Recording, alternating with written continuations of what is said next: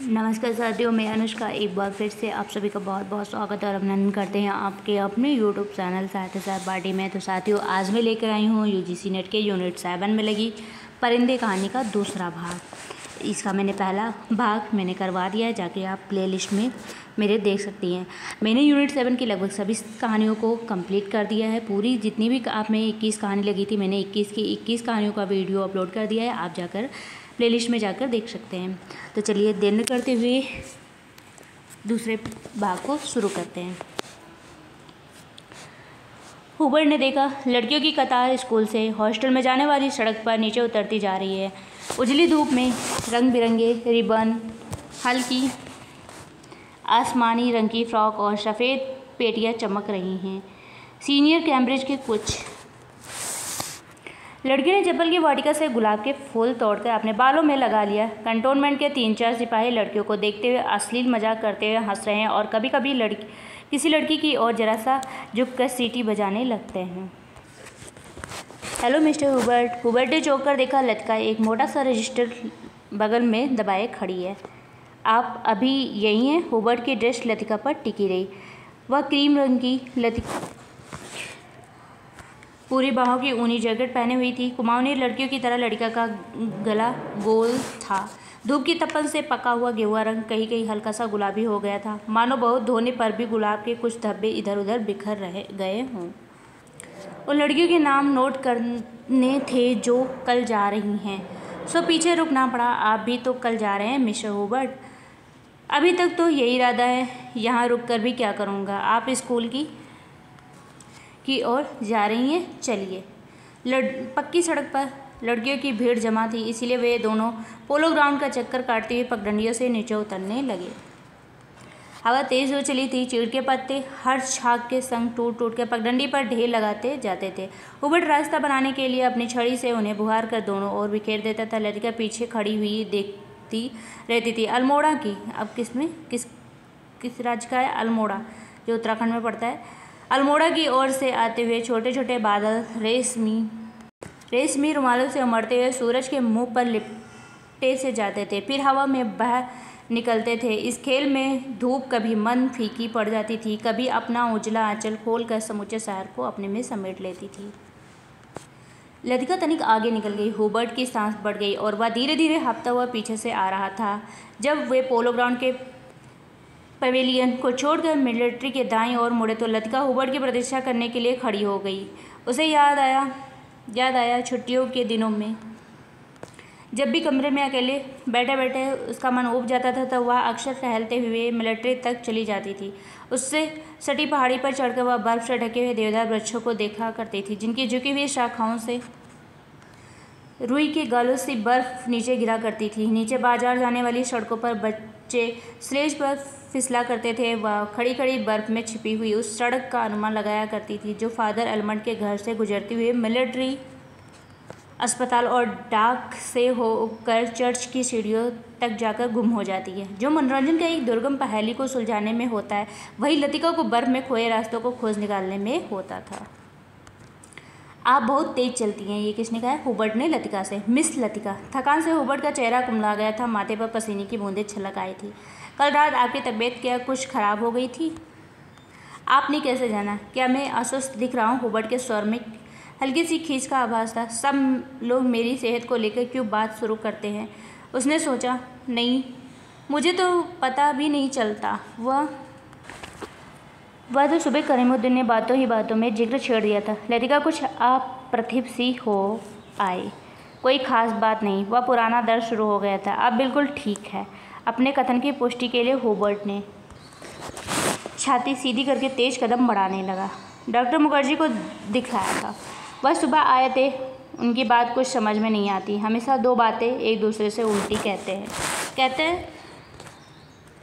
थे कि इस बार मुझे 6-7 महीने की छुट्टी लेकर आराम करना चाहिए, लेकिन अगर मैं ठीक हूँ तो भला इसकी क्या ज़रूरत है? हुबर्ट के स्वर में व्यथा की छाया लतिका से छिपी न रह सकी। बात को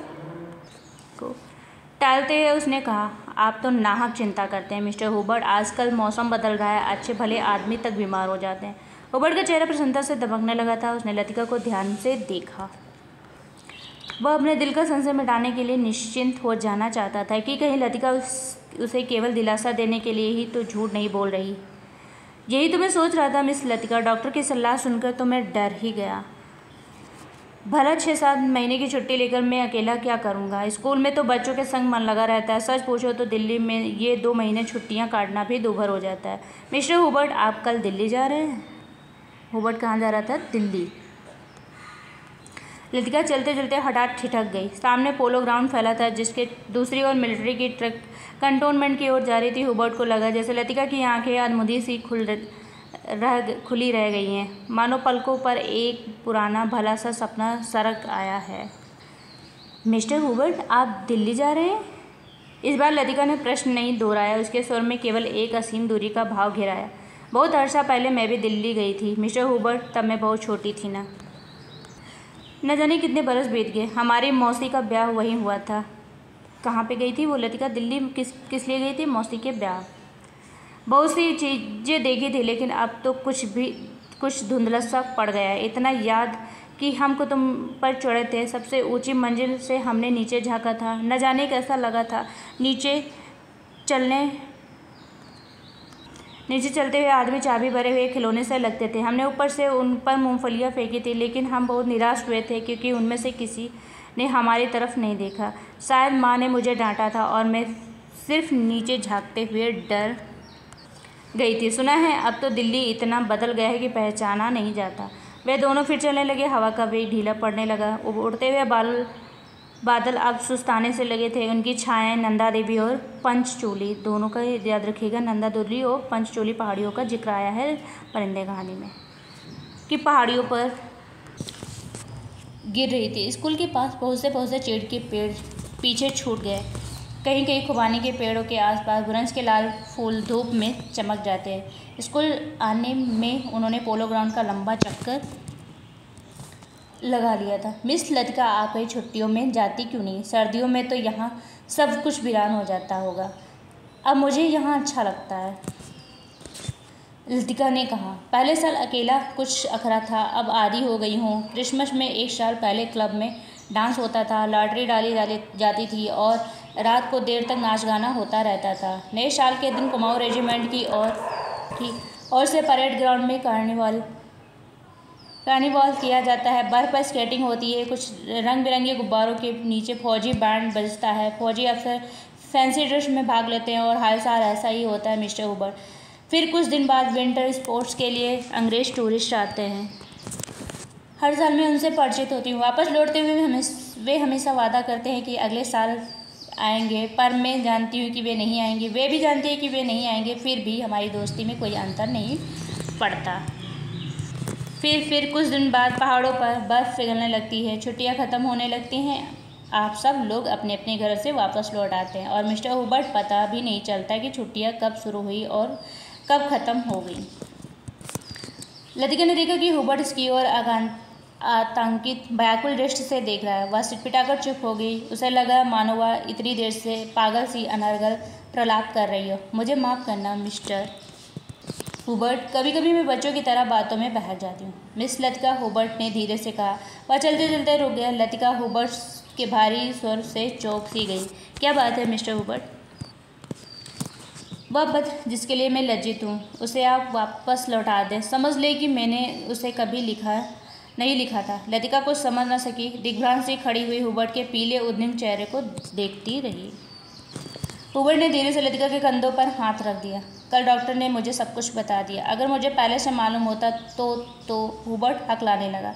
मिस्टर हुबर्ट, किंतु लतिका से आगे कुछ भी नहीं कहा गया। उसका चेहरा सफ़ेद हो गया था। दोनों चुप कुछ देर तक स्कूल के गेट के बाहर खड़े रहे।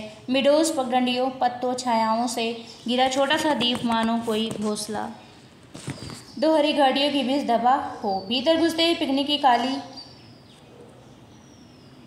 काली आग से झुलसे हुए पत्थर, अधजली टहनियाँ, बैठने के लिए बिछाए गए पुराने अखबारों के टुकड़े इधर उधर बिखरे दिखाई दे जाते हैं। अक्सर टूरिस्ट पिकनिक के लिए यहाँ आते हैं। मिडोज को बीच में काटता हुआ टेढ़ा मेढ़ा बरसाती नाला बहता है, जो दूर से धूप में चमकता हुआ सफ़ेद रिबन सा दिखाई देता है। यहीं पर काट के तख्तों पर बना हुआ टूटा सा पुल है जिस पर लड़कियां हिचकोले खाती हुई चल रही हैं। डॉक्टर मुखर्जी, आप तो सारा जंगल जला देंगे। मिस वुड ने अपनी ऊंची एड़ी की सैंडल से जलती हुई दिया सलाई को दबा डाला, जो डॉक्टर ने सिंगार सुलगाकर चीड़ के पत्तों के ढेर पर फेंक दी थी। वे नाले से कुछ दूर हटकर चीड़ के दो पेड़ों की गुथी हुई छाया के बीच नीचे बैठे थे। उनके सामने एक छोटा सा रास्ता नीचे पहाड़ी गांव की ओर जाता था, जहां पहाड़ की गोद में शकरपारों के खेत एक दूसरे के नीचे बिछे हुए थे। दोपहर के सन्नाटे में भेड़ बकरियों के गलों में बंधी घंटियों का स्वर हवा में बहता हुआ सुनाई दे जाता था। घास पर लेटे लेटे डॉक्टर सिगार पीते रहे। जंगल की आग कभी देखी है मिस वुड? एक अलमस्त नशे की तरह धीरे धीरे फैलती जाती है। आपने कभी देखी है डॉक्टर? मिस वुड ने पूछा। मुझे तो बड़ा डर लगता है। बहुत साल पहले शहरों को जलते हुए देखा था। डॉक्टर लेटे हुए आकाश की ओर ताक रहे हैं। एक एक मकान ताश के पत्तों की तरह गिरता जाता था। दुर्भाग्यवश ऐसे अवसर देखने में बहुत कम आते हैं। आपने कहाँ देखा था डॉक्टर? मिस वुड पूछ रही है। लड़ाई के दिनों में अपने शहर रंगून को। डॉक्टर कहाँ का था? रंगून का। कुछ जलते हुए देखा था। मिस वुड की आत्मा को ठेस लगी, किंतु फिर भी उनकी उत्सुकता शांत नहीं हुई। आपका घर, क्या वह भी जल गया था? डॉक्टर कुछ देर तक चुपचाप लेटा रहा। हम उसे खाली छोड़कर चले आए थे। मालूम है बाद में क्या हुआ। अपने व्यक्तिगत जीवन के संबंध में कुछ भी कहने में डॉक्टर को कठिनाई महसूस होती है। डॉक्टर, क्या आप कभी वापस बर्मा जाने की बात नहीं सोचते? डॉक्टर ने अंगड़ाई ली और करवट बदलकर औंधे मुंह लेट गया। उनकी आंखें मूंद गई और माथे पर बालों की लटें झूल आई। सोचने में क्या होता है मिस वुड, जब बर्मा में थे तब क्या कभी सोचा था कि यहाँ आकर उम्र काटनी होगी? लेकिन डॉक्टर, कुछ भी कह लो, अपने देश का सुख कहीं और नहीं मिलता। ये इम्पोर्टेंट लाइन है कि अपने देश का सुख कहीं और नहीं मिलता। यहाँ तुम चाहे कितने वर्ष रह लो, अपने को हमेशा अजनबी ही पाओगे। यहाँ तक महत्वपूर्ण है। डॉक्टर ने सिगार के धुएं को धीरे धीरे हवा में छोड़ दिया। दरअसल अजनबी तो मैं वहाँ भी समझा जाऊँगा मिस वुड। इतने वर्ष बाद वहाँ मुझे कौन पहचानेगा? इस उम्र में नए रिश्ते जोड़ना काफ़ी सिरदर्द का काम है, क्योंकि इसे पता चलता है कि डॉक्टर को बर्मा छोड़े काफ़ी लंबा टाइम हो गया है। लेकिन डॉक्टर, अब आप कब तक इस पहाड़ी कस्बे में पड़े रहेंगे? इसी देश में रहना है तो किसी बड़े शहर में प्रैक्टिस शुरू कीजिए। प्रैक्टिस बढ़ाने के लिए कहाँ कहाँ भटकता फिरूंगा मिस वुड। जहाँ रहो वहीं मरीज मिल जाते हैं। यहाँ आया था कुछ दिनों के लिए, फिर मुद्दत हो गई और टिका रहा। जब कभी भी जी उबेगा कहीं चला जाऊँगा। जड़ें कहीं नहीं जमती तो पीछे भी नहीं छूट जाता मुझे। अपने बारे में कोई गलतफहमी नहीं है मिस वुड, मैं सुखी हूँ। मिस वुड ने डॉक्टर की बात पर विशेष ध्यान नहीं दिया। दिल में वह हमेशा डॉक्टर को उच्छृंखल, लापरवाह और सनकी समझती रही है, किंतु डॉक्टर के चरित्र में उसका विश्वास है। न जाने क्यों, क्योंकि डॉक्टर ने जाने अनजाने में उसका कोई प्रमाण दिया हो या उसे याद नहीं पड़ता। मिस वुड ने एक ठंडी सांस भरी। वह हमेशा यह सोचती थी कि यदि डॉक्टर इतना आलसी और लापरवाह न होता तो अपनी योग्यता के बल पर काफ़ी चमक सकता था। इसीलिए उसने डॉक्टर पर क्रोध भी आता था और दुख भी होता था। मिस वुड ने अपने बैग से ऊन का गोला और सिलाइयाँ निकाली। फिर उसके नीचे से अखबार में लिपटा हुआ चौड़ा कॉफ़ी का डिब्बा उठाया। उसमें अंडों की सैंडविचें और हैमबर्गर दबे हुए थे। थर्मस से प्यालों में कॉफ़ी उड़ेलते हुए मिस वुड ने कहा, डॉक्टर, काफ़ी ठंडी हो रही है।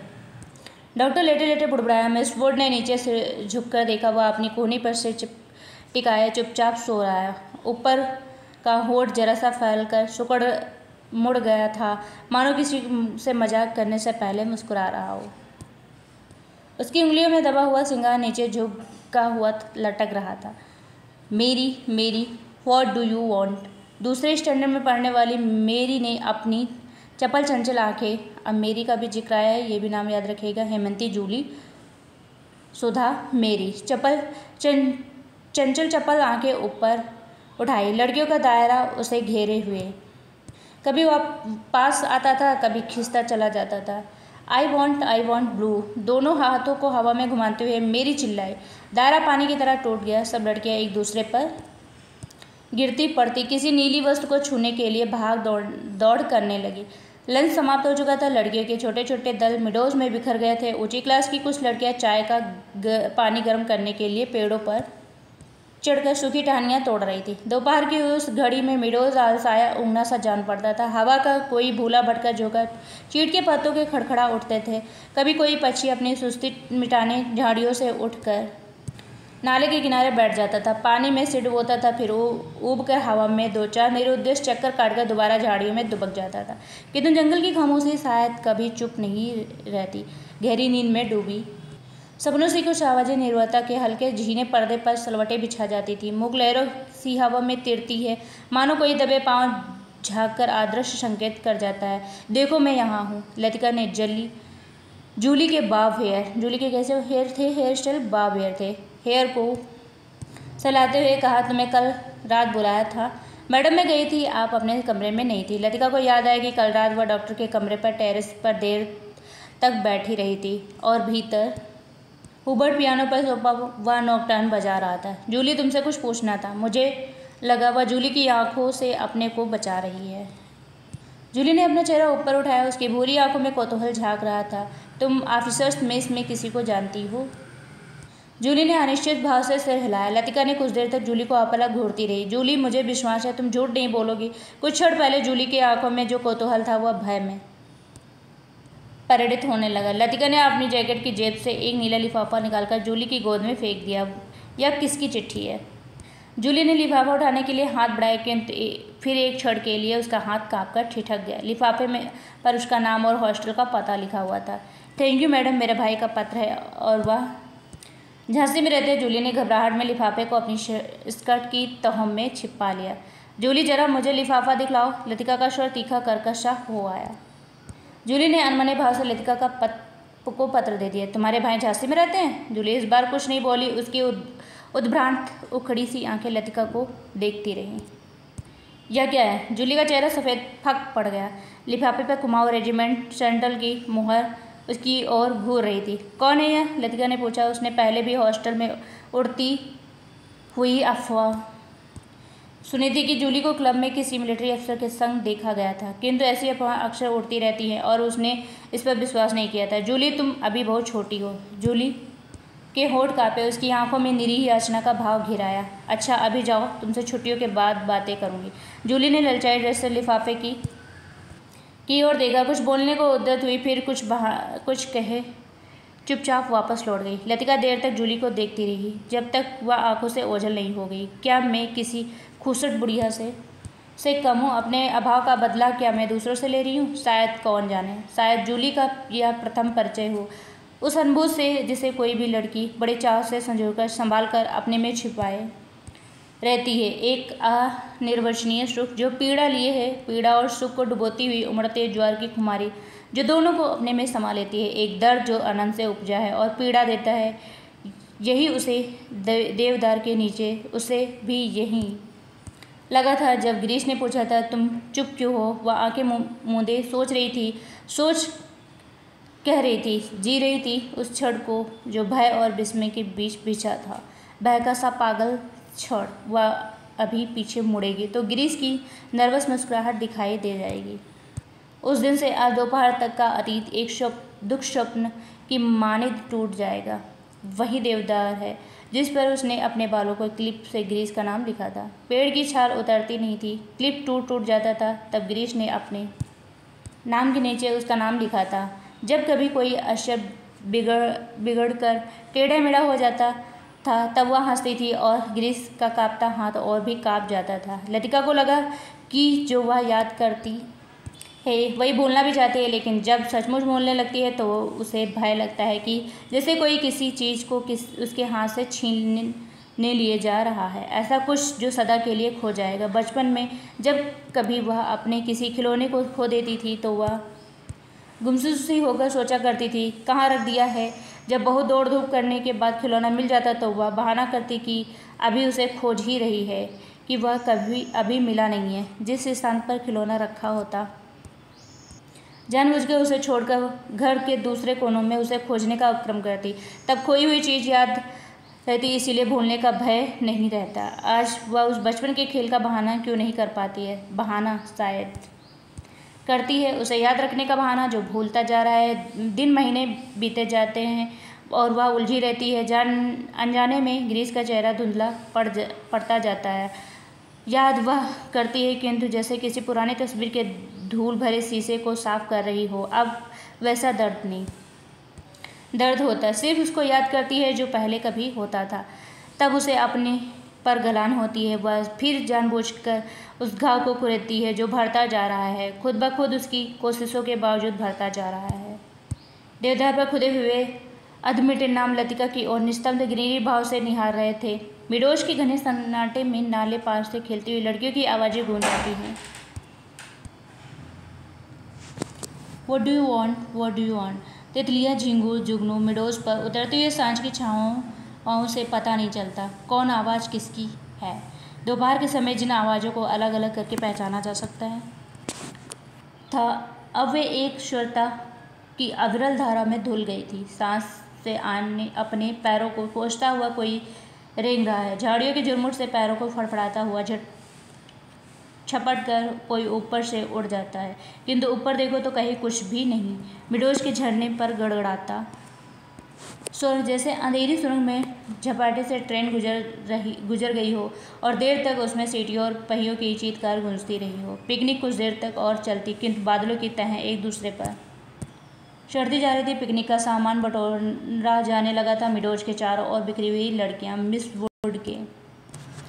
वुड लड़कियों की टोली के संग आगे निकल गई। मिडोज से पक्की सड़क तक 3-4 फर्लांग की चढ़ाई थी। लतिका हाँफने लगी। डॉक्टर मुखर्जी सबसे पीछे आ रहे थे। लतिका के पास पहुंचकर वह ठिठक गई। डॉक्टर ने 2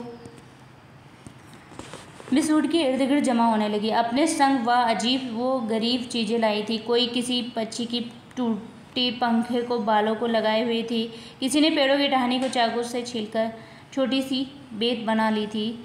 ऊंची क्लास की कुछ लड़कियों ने अपने अपने रुमालों में से नाले से पकड़ी हुई छोटी छोटी बलिस्त भर की मछलियों को दबाकर रखा था, जिसे मिस वुड ने छिपाकर वे एक दूसरे को दिखा रही थी। मिस वुड लड़कियों की टोली के संग आगे निकल आई गई। मिडोज से पक्की सड़क तक 3-4 फर्लांग की चढ़ाई थी।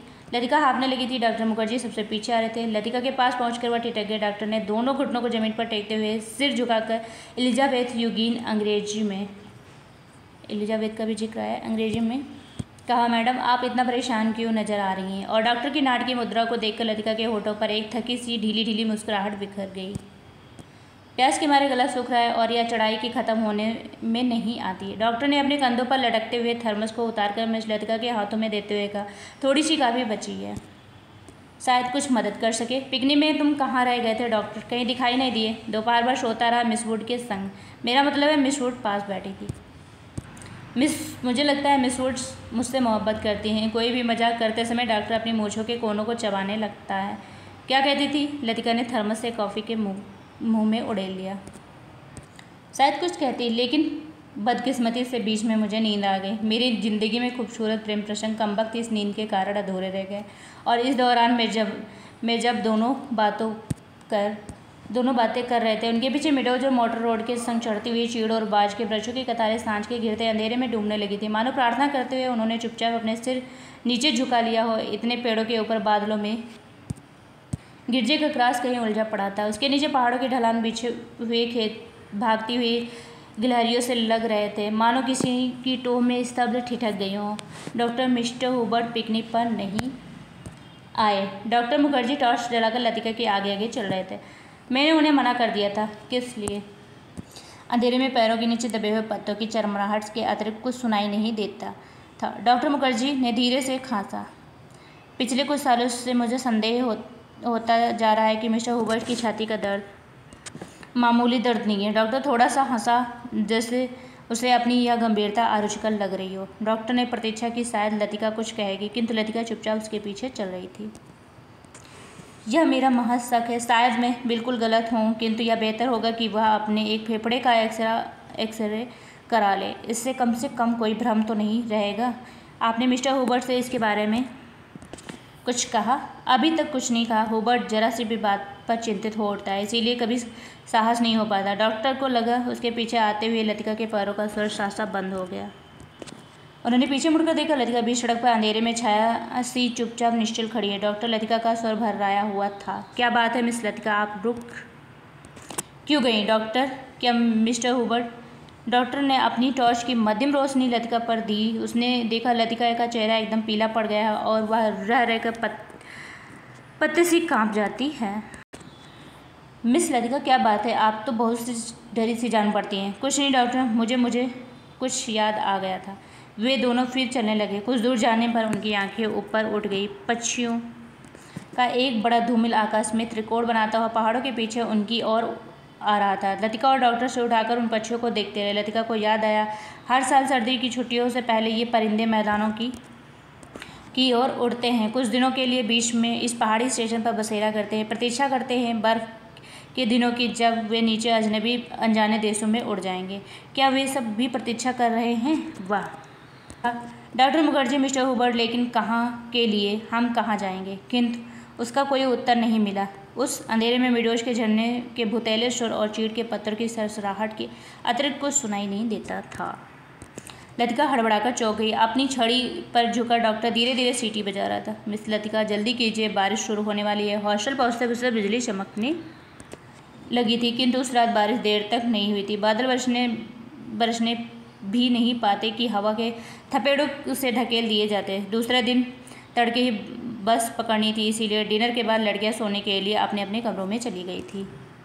जब लतिका अपने कमरे में गई, उस समय कुमाऊं रेजिमेंटल सेंटर का बिगुल बज रहा था। उसके कमरे में करीमुद्दीन गैस पंप कर रहा था। लतिका उन्हीं कपड़ों में तकिए को दोहरा करके लेट गई। करीमुद्दीन ने उड़ती हुई निगाहों से लतिका को देखा, फिर अपने काम में जुट गया। पिकनिक कैसी रही मैम साहब? तुम क्यों नहीं आए? सब लड़कियां तुम्हें पूछ रही थी। लतिका को लगा दिन भर की थकान धीरे धीरे उसके शरीर की पसलियों पर चिपटती जा रही। अनायास से उसकी आंखें नींद की बोझ से झपकने लगी। मैं चला जाता तो हुबर्ट साहब की तमीरदारी कौन करता? दिन भर उनके बिस्तरे से सटा बैठा रहा और अब वह गायब हो गए हैं। करीमुद्दीन के कंधे पर लटकते हुए मैला कुचैले तौलिए को उतारकर और लैम्प के शीशे को गर्द पोंछने लगा। लतिका की अधमुखी आंखें खुल गईं। क्या हुबर्ट साहब अपने कमरे में नहीं हैं?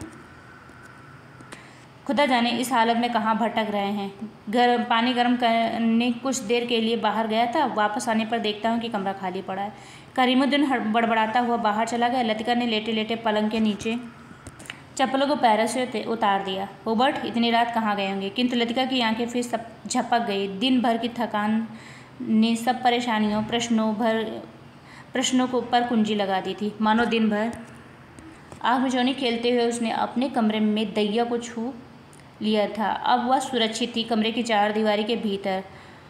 उसे कोई नहीं पकड़ सकता था। दिन के उजाले में वह गवाह थी, मुजरिम थी। हर चीज़ का उससे में तगाजा था। अब उस अकेलेपन में कोई गिला नहीं, उल्हाना नहीं। सब खींचातानी ख़त्म हो गई है। जो अपना है वह बिल्कुल अपना सा हो गया है। उसका दुख नहीं है, अपनाने की फुर्सत नहीं है। लतिका ने दीवार की ओर मुँह घुमा लिया। लैम्प के फीके आलोक में हवा में कांपते पर्दों की छाएं हिल रही हैं। बिजली कड़कने से खिड़कियों के शीशे चमक जाते हैं। दरवाजे चटकने लगते हैं जैसे कोई बाहर से धीमे धीमे खटखटा रहा हो। कॉरिडोर से अपने अपने कमरों में जाती हुई लड़कियों की हंसी बातें, कुछ शब्द, फिर सब कुछ शांत हो गया। किंतु फिर भी देर तक कच्ची नींद में वह लैम्प का धीमा सा सी स्वर सुनती रही। कब स्वर वह भी मौन का भाग बनकर मुख हो गया, उसे पता न चला। कुछ देर बाद उसको लगा सीढ़ियों में कुछ दबी हुई आवाज़ें ऊपर आ रही हैं। बीच बीच में कोई चिल्ला उठता है और फिर सासा आवाज़ धीमी पड़ जाती है। मिस लतिका, जरा अपना लैंप ले आइए। कॉरिडोर के जीने से डॉक्टर मुखर्जी की आवाज़ थी। कॉरिडोर में अंधेरा था। वह 3-4 सीढ़ियाँ नीचे उतरी, लैंप नीचे किया। सीढ़ियों से सटे जंगले पर हुबर्ट अपना सिर रख दिया था। उसकी एक बाँह जंगले के नीचे लटक रही थी और दूसरी डॉक्टर के कंधे से झूल रही थी, जिसे डॉक्टर ने अपने कंधों से जकड़ रखा था। मिस लतिका, लैम्प जरा नीचे और झुका दीजिए। हुबर्ट। डॉक्टर ने हुबर्ट को सहारा देकर ऊपर खींचा। हुबर्ट ने अपना चेहरा ऊपर किया। विस्की की तेज़ बू का झोंका लतिका के सारे शरीर को झिंझोड़ गया। हुबर्ट की आंखों में सुर्ख डोरे खिंचाए थे। कमीज का कॉलर उल्टा हो गया था और टाई की गांठ ढीली होकर नीचे खिसक गई थी। लतिका ने कांपते हाथों से लैम्प सीढ़ियों रख दिया और आप दीवार के सहारे खड़ी हो गई। उसका सिर चकराने लगा। In a back lane of the city there is a girl who loves me, Hubert हिचकियों के बीच गुनगुना उठा था। Hubert please please. डॉक्टर ने हुबर्ट को लड़खड़ाते शरीर को अपनी मजबूत गिरफ्त में ले लिया। मिस लतिका, आप लैम्प लेकर आगे चलिए। लतिका ने लैम्प उठाया। दीवार पर उन तीनों की छाया डगमगाने लगी। In a back lane of the city there is a girl who loves me doctor. Hubert doctor Mukherjee के कंधों पर सिर टिकाए अंधेरी सीढ़ियों पर उल्टे सीधे पैर चढ़ रहा था। डॉक्टर, हम कहाँ हैं? हुबर्ट सहसा इतने जोर से चिल्लाया कि उसकी लड़खड़ाती आवाज़ सुनसान अंधेरे में कॉरिडोर की छत से टकराकर देर तक हवा में गूंजती रही। हुबर्ट डॉक्टर को एकदम हुबर्ट पर गुस्सा आ गया। फिर उसने गुस्से पर ही उसे खींच सी हो आई और वह हुबर्ट की पीठ थपथपाने लगा। कुछ बात नहीं है हुबर्ट डियर, तुम सिर्फ थक गए हो। हुबर्ट ने अपनी आंखें डॉक्टर पर गड़ा दी।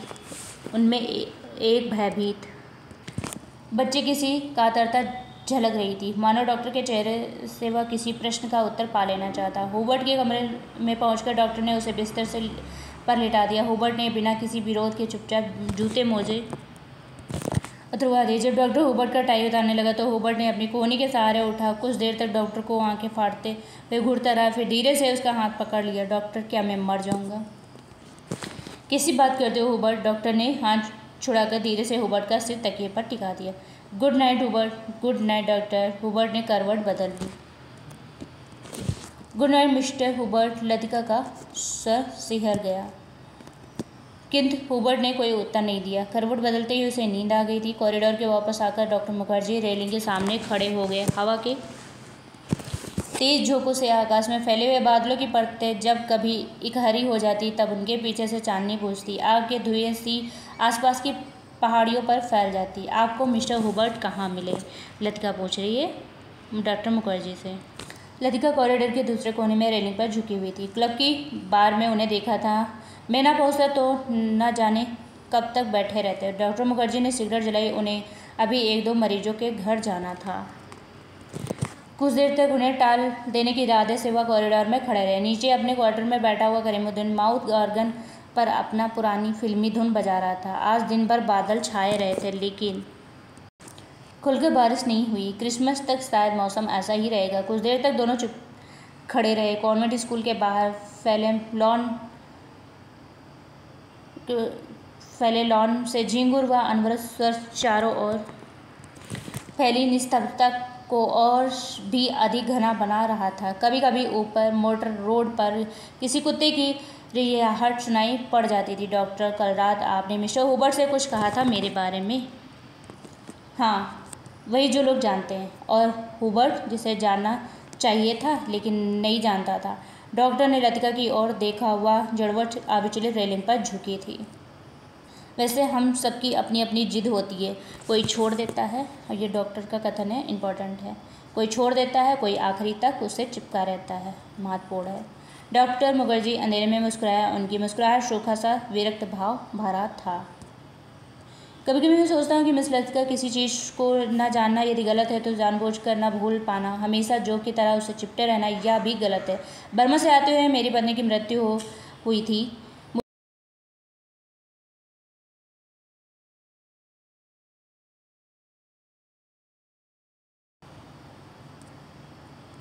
बात को अरसा गुजर गया है और जैसा आप देखती हैं मैं जी रहा हूँ। उम्मीद है कि काफ़ी अरसा और जीऊँगा। ज़िंदगी काफ़ी दिलचस्प लगती है और यदि उम्र की मजबूरी न होती तो शायद मैं दूसरी शादी करने में भी ना हिचकिचाता। इसके बावजूद कौन कह सकता है कि मैं अपनी पत्नी से प्रेम नहीं करता था? आज भी करता हूँ। लेकिन डॉक्टर, लतिका का गला रुंध आया। क्या मिस लतिका? डॉक्टर, सब कुछ होने के बावजूद वह क्या चीज़ है जो हमें चलाए चलती है? हम रुकते हैं तो भी अपने रेल में वह हमें घसीट ले जाती है। लतिका को लगा कि वह कुछ कहना चाह रही है, कह नहीं पा रही है, जैसे अंधेरे में कुछ खो गया है जो मिल नहीं पा रहा है, शायद कभी नहीं मिल पाएगा। या तो आपका फादर रिमांड ही बता सकेंगे। मिस लतिका डॉक्टर की खोखली हंसी में उनका पुराना सनकीपन उभर आया था। अच्छा, चलता हूँ मिस लतिका, मुझे काफ़ी देर हो रही है। डॉक्टर ने दिया सलाई जलाकर घड़ी को देखा। Good night miss Latika. Good night doctor. Doctor के जाने पर लतिका कुछ देर तक अंधेरे में रेलिंग से सटी खड़ी रही। हवा चलने पर कॉरिडोर में जमा हुआ कोहरा सिहर उठता था। शाम को सामान बांधते हुए लड़कियों ने अपने अपने कमरे के सामान, जो पुरानी कॉपियाँ, अखबार और रद्दी के ढेर लगा दिए थे, वे सब अब अंधेरे कॉरिडोर में हवा के झोंकों से इधर उधर बिखरने लगे थे। लतिका ने लैंप उठाया और अपने कमरे की ओर जाने लगी। कॉरिडोर में चलते हुए उसने देखा कि जूली के कमरे से प्रकाश की एक पतली रेखा दरवाजे के बाहर भिज गई। लतिका को कुछ याद आया। कुछ क्षण तक सांस रोके जूली के कमरे के बाहर खड़ी रही। कुछ देर बाद उसने दरवाज़ा खटखटाया। भीतर से कोई आवाज़ नहीं आई। लतिका ने दबे हाथ से हल्का सा धक्का दिया। दरवाज़ा खुल गया। जूली लैंप बुझाना भूल गई थी। लतिका धीरे से दबे पाँव जूली के पलंग के पास चली गई। जूली का सोता हुआ चेहरा लैंप के फीके आलोक में पीला सा दिख रहा था। लतिका ने अपनी जेब से वही नीला लिफाफा निकालकर उसे धीरे से जूली के तकिए के नीचे दबाकर रख दिया। तो यहीं पर इस कहानी का अंत होता है। मैंने जितने भी कहानी से महत्वपूर्ण बिंदु थे उन सबको कवर करा दिया है। मैंने यूनिट 7 में लगी 21 की 21 कहानी मैंने कंप्लीट करा दी है। तो ऐसे ही तैयारी करते जाइए। मिलते हैं नेक्स्ट वीडियो में। तब तक के लिए नमस्कार।